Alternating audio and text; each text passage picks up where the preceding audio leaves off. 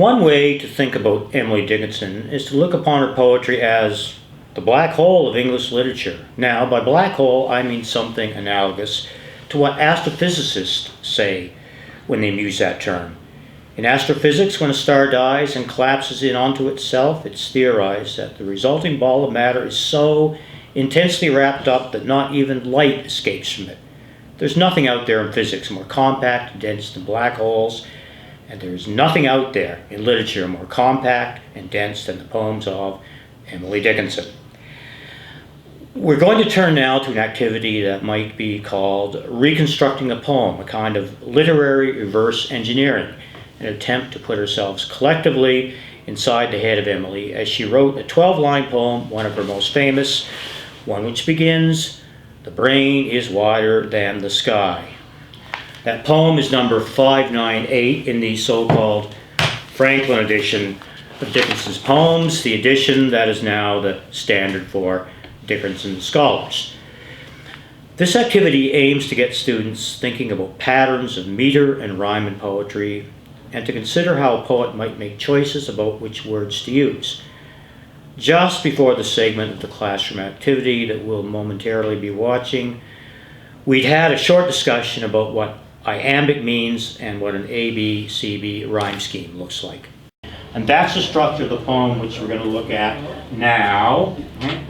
A poem which begins with the word the brain. Now, this particular poem is of 3 stanzas, each one beginning in the same fashion, each one with the same structure, each one 8-6-8-6 A, B, C, B. Now, let's suppose in this first line here she's making a comparison between the brain and something vast and huge out there, the sky. Wider. The brain is, Wider. now if it's a comparison, good, okay. If it is a comparison, the brain is wider. Now, we've got 2 more syllables to do here. Then the sky. Okay, the brain is wider than the sky. For, now what kind of word do we need here? Noun, verb, adjective, adverb. What does it have to be? For, it has to be a verb. Put. How many syllables? 1. 1. What might it be? Any guesses? Put. Put. Put is what it is here, okay? For put them side by Side. side by side. So we got the first 2 lines done. Now, now this is going to have to be what, this last word? Noun, verb, adjective, adverb. Verb. It's going to have to be a verb. What verb might it be? If the 2 of them come together, one has the other inside of it. Collide. Not collide, okay. It has an L in it, but it's not collide. The one, the other will Include. include. Okay. The one, the other will include. Now, we know that what goes here is going to rhyme with what's in the second line. What might the word be here? The one, the other will include with and you. Well, she actually cheats a little bit here because B-side. It's not just a rhyme, it's actually a bit of a repeat. Now, we're just missing one word in this first stanza. Me. With, now, not without difficulty or with Ease. ease. 1 syllable word. Thank you, Karim. So, first stanza done. Okay, maybe Yana will read first here, okay? Yeah, let's go, okay? Yeah. Okay, the brain is wider than the sky, for put them side by side. The one the other will include, with ease, and you beside. Good, now let's move on to... So, 1 stanza down, 2 to go. We worked through the middle third of the poem in the same manner as what you've just seen for the first, so let's recap that second stanza and move on to the final one. Great, okay. So maybe Jamie, do you want to just read that second stanza for The us? brain is deeper than the sea, for hold them blue to blue. The one the other will absorb, as sponges buckets do. Okay, so we're 2/3 of the way there. So these first 2 stanzas, we've got 2 comparisons which try to convey to us just how vast the human brain can be, the human imagination can be. On that note, if she's using the word brain here to really mean imagination, why wouldn't she just put the word imagination in the poem? The syllables. Because it's too Yeah. many syllables. A good poet isn't going to use big, long, fancy words, all 4 syllables. Short, punchy little words. So brain here to mean imagination. Now, she's shifting gears a little bit in this 3rd stanza. Okay? Not making a comparison. Okay. The brain is just the... Now, if you pick something up, okay, and it's heavy, you might want to know how much it weighs. Just the brain is just the weight. Now we'll come back to this last word in a moment. Now what was the structure in the previous 2 stanzas?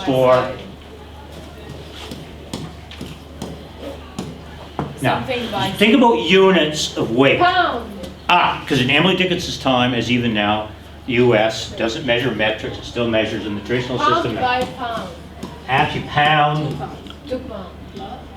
pound, 4 4 pounds. pound. Okay, now we're missing a word here, we're missing a word here. The brain is just a way to for then pound for pound. Lift them. Okay, now some versions of the poem, you actually do see the word lift, because some editing has taken place. She doesn't actually use the word lift, she uses a slightly more obscure word, which is also 4 syllables and ends in FT, okay? Does it start with an H? Starts with an H. Heft. Heft, yeah. Are we all familiar with heft? Heft something versus lift something. Heft suggests that whatever you're lifting is especially heft. Okay, the brain is just the weight of, now, how many syllables for this missing word? 1. 1, okay? Now, she's talked about big, vast things. She's talked about the sky. She's talked about the sea. Give you a little hint, starts with G. God. It is. Okay. Brain is just the weight of God for heft them. The brain, the weight of God, pound for pound, and they will, now if 2 things are not the same, they Differ. Yeah, they will differ if, now 2 syllables missing here. What might go in this 3rd line? And they will differ if they, very common verb, which we already had, yeah, okay? And they will differ if they do as, there's just 2 words missing, and they are both, now what are they going to be? Nouns, verbs, adjective, adverbs? Nouns. It's going to rhyme with the Yeah, they're going to have to be nouns. Yeah, and it Now, has to rhyme with we pound. know that the word here is going to have to rhyme with what? pound. Pound. So it might be Sound. sound. Okay, it is sound. So just 1 word missing right here. Now, how many syllables missing? It's going to have to be 3 syllables missing. Okay. Yeah. Now, Emily Dickinson here wants to play with some alliteration, so I'll give you a little hint. The missing word does start with S. We know it's a noun. We know it's 3 syllables. Syllable. As it is the word syllable. Okay. Okay, so how about reading this last stanza for us? Celine, let's go. Okay. The brain is just the weight of God, for heft them, pound for pound, and they will differ, if they do, a syllable from sound. Okay, now those first 2 stanzas are pretty straightforward, the vastness of the human imagination, but here she's getting a little bit profound on us. Now, what she's saying about the comparison of God and the human brain, how does syllable and sound differ? They don't. Well, there is some difference. Okay, is every sound a syllable?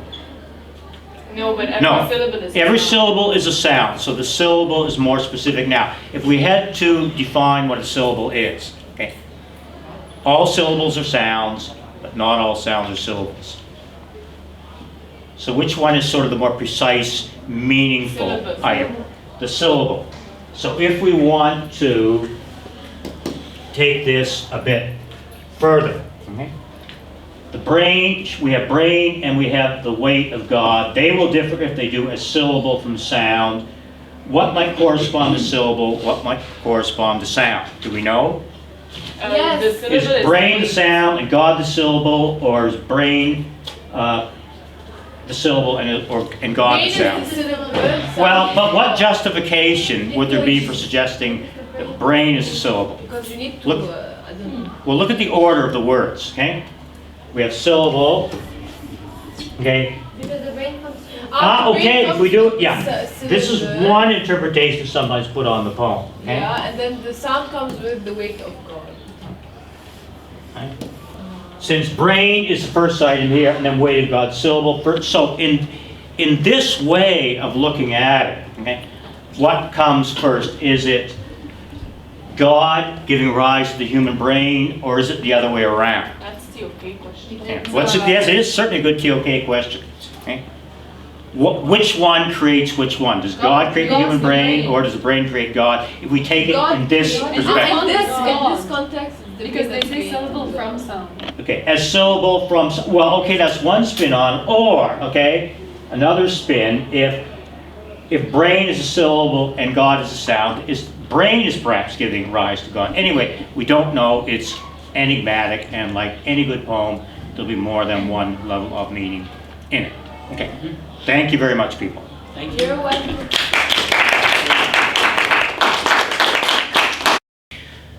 Now that we've reconstructed that poem, what's it all about? As is so often the case with Dickinson's poems, she's playfully ambiguous. The brain and God will differ, if indeed they do differ, as syllable and sound differ. Once a sound takes on meaning, we could term it a syllable. Is the message here that human creation comes into effect with language? Are we here getting perhaps an oblique allusion to the opening verses of the Gospel of John? Emily would have been thoroughly steeped in the King James Bible. In the beginning was the Word, and the Word was with God, and the Word was God. Or is the poem more in keeping with the modern skeptical view of the mind as reducible to brain? In the final chapter of his The Blank Slate, his controversial and fascinating book of a dozen or so years ago, Steven Pinker has a final chapter, The Voice of the Species, in which he asserts, poets and novelists have made many of the points of this book with greater wit and power than any academic scribbler could hope to do. They allow me to conclude the book by revisiting some of its main themes without merely repeating them. What follows are 5 vignettes, and Pinker's first vignette just happens to be our poem, about which he writes. The first 2 verses of Emily Dickinson's The Brain is Wider Than the Sky express the grandeur in the view of the mind as consisting in the activity of the brain. Here, and in her other poems, Dickinson refers to the brain, not the soul or even the mind, as if to remind her readers that the seat of our thought and experience is a hunk of matter. Yes, science is, in a sense, reducing us to the physiological processes of a not very attractive 3-pound organ. But what an organ! In its staggering complexity, its explosive combinatorial power, and its limitless ability to imagine real and hypothetical worlds, the brain truly is wider than the sky. The poem itself proves it. Simply to understand the comparison in each verse, the brain of the reader must contain the sky and absorb the sea and visualize each one on the same scale as the brain itself. The enigmatic final verse, with its startling image of God and the brain being hefted like cabbages, has puzzled readers since the poem was published. Some read it as creationism, God made the brain, others as atheism, the brain thought of God. The simile with phonology, sound is a seamless continuum, a syllable is a demarcated unit of it, suggests a kind of pantheism. God is everywhere and nowhere, and every brain incarnates a finite measure of divinity. The loophole, if they do, suggests mysticism. The brain and God may somehow be the same thing, and of course, agnosticism. The ambiguity is surely intentional, and I doubt that anyone could defend a single interpretation as the correct one. I like to read that final verse as suggesting that the mind, in contemplating its place in the cosmos, at some point reaches its own limitations and runs into puzzles that seem to belong in a separate divine realm. Free will and subjective experience, for example, are alien to our concept of causation and feel like a divine spark inside of us. Morality and meaning seem to inhere in a reality that exists independent of our judgments. But that separateness may be the delusion of a brain that makes it impossible for us not to think they are separate from us. Ultimately, we have no way of knowing because we are our brains and have no way of stepping outside them to check. But if we are thereby trapped, it is a trap that we can hardly bemoan, for it is wider than the sky, deeper than the sea, and perhaps as weighty as God. So, these 12 lines really get us pondering that big enigma. Is the brain God's creation? Or is God a creation of the brain? Or maybe are we here into what is a false binary? Whatever way, toss this poem out to your students and let them run with it. I'm Bruce Bartlett in Beirut. Thanks for watching.